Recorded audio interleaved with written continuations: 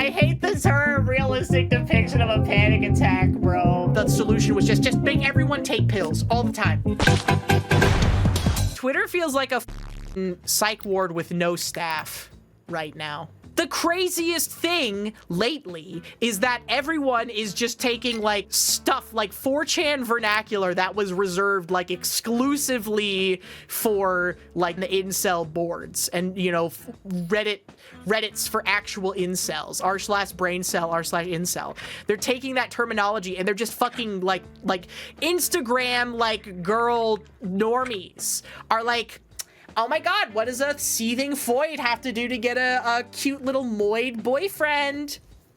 Hashtag femcel. Like, are we dead ass right now, bro? Really? My culture is not your fucking costume, bitch. It's crazy. And also people like the origination for the fucking term slop. If you know, you know. I don't know. I don't really want to talk about that in a lot of depth, but just the fact that that's like a super popular thing now too is so crazy. I wish white people wouldn't just yoink from AAVE and get their own cultural vernacular. A finger curls on the monkey's paw. That's so true. Seething moids. I've literally been calling myself a foid for the last like 4 fucking years, so I'm just saying that, like, history is never kind to pioneers. Even normie is a normalized version of the term. Yeah, I know. It's like also how now, like, Instagram normies now are talking in, like, mental health speak, neurodivergent mental health speak, and they're all like, ooh, when the new hyperfixation hits and I get overstimulated and I have to have my blah, blah, blah, blah, blah, blah. Oh my god, bro. Like, I literally, like, physically shake and stim and move my body in uncontrollable ways when I get overstimulated, bitch. My culture is not your fucking costume, okay? Just because you get a little anxious when you're surrounded by fucking 35 people at a party doesn't mean that you're like me, bro. For real. Stop. No, I can't. This is my life. Chud sells goon slop maxing on the jester foids, hyperfixating on their realistic depictions of a panic attack. I hate the term realistic depiction of a panic attack, bro. Fucking Puss in Boots: The Last Wish. Adult who's only ever seen animated movies. Adult who doesn't watch movies that have real people in them because they're quote unquote too boring. That's awesome. You had to be autistic for real in the 90s? That's what I know. You had to be autistic back when it wasn't cute and they would fucking put you in like the special class even though you were like kind of normal. They're like, nah, you're like autistic, you belong here. And you're like, bro, I know how to read. I just would prefer if people didn't fucking fuck with me like kids do. Yeah, they put you on fucking Ritalin. You end up like Bobby in that one episode where he's focusing on the fly rubbing its hands together really intently for several minutes. That is one of the most fucked up like eras of the United States, was when I guess like psychology had just like broken out of the stage where people were like, yes, you're a woman, you got brain problems, I'm gonna like, you know, jerk you off in this psych ward for several hours. Or, yes, we're gonna lock you in we're gonna cut pieces of your fucking brain out, Rosemary Kennedy. Your fucking father is gonna send you to a reprogramming camp because you're a part of the fucking Kennedys and you're a little too rambunctious, and we're gonna lobotomize you and relegate you to a wheelchair for the rest of your life because we're gonna fuck it up, bro. Like, right after psychology had moved past that point, and the solution was just make everyone take pills all the time. Every pill, all of it.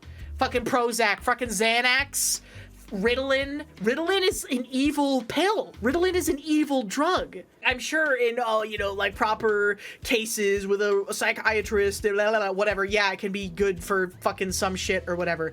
But like the fact that they were handing that shit out to like every kid that was just a little rowdy, bro.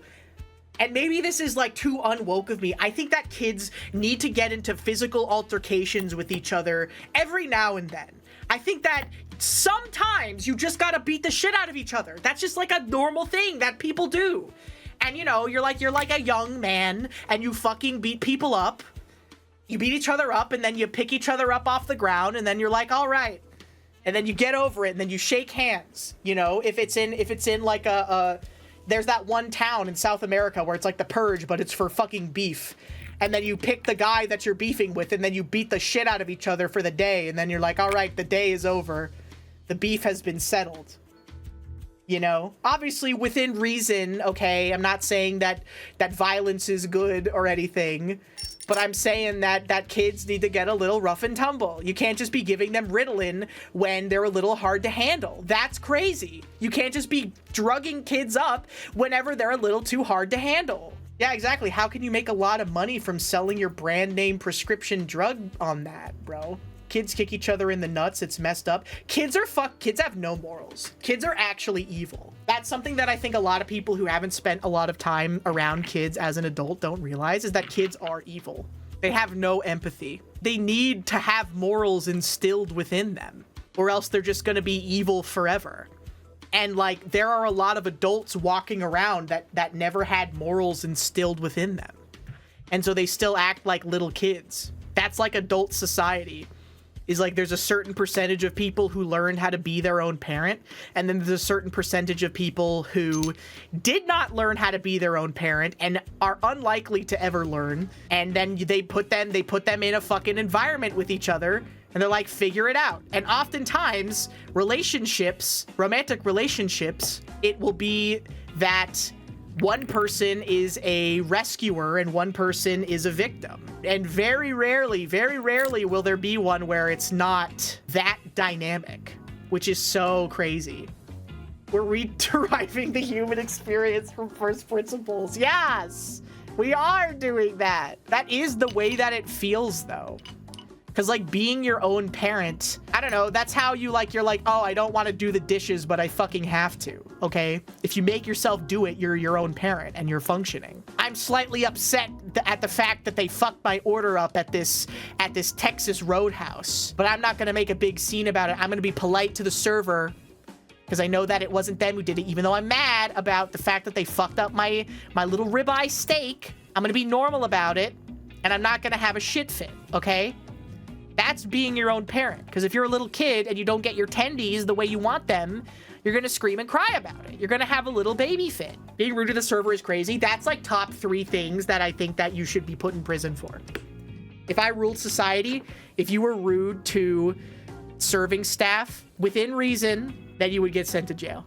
Littering also. Isn't it Singapore that's the city / country / area in MapleStory? They have a bunch of laws where they like are allowed to beat you with sticks and shit if you litter. So it's like the prettiest city in the world or whatever. They can like fucking tie you to a metal rod and fucking whip you if you litter. Yeah, the caning is real. And you said in MapleStory? It's in MapleStory. Singapore's in MapleStory, bro. Singapore was so good, bro. You get a fucking ghost ship badge, literally the only badge in the game that you could potential. And it made it the best by default. And so now characters that were like created before Singapore was removed from the game are literally just better than anyone that was created after Singapore was added, because there are no badges that can have potential besides the ghost ship badge. And also, it's a real place. That's crazy. They removed Singapore. They removed Singapore from MapleStory, bro. It's over because it was literally too good for farming misos. Because some way it was programmed. Normally on reboot, enemy spawns or something was different and enemies gave less misos because the whole economy was based on misos instead of real money. But Singapore was unnerfed and they could never figure out how to fix it, so they just removed Singapore from MapleStory. Not from real life, though.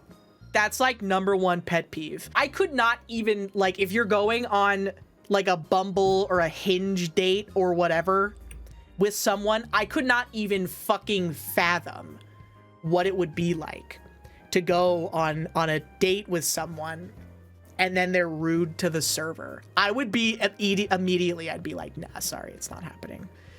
I'd be like, yeah, sorry, I worked as a server for like several years, so you can go fuck yourself. Get out of here.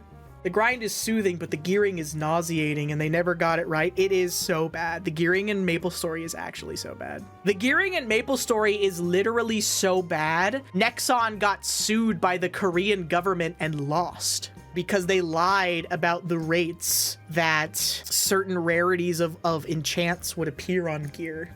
And they had to pay like billions of dollars in fines. What if they're hitting on you in front of your date?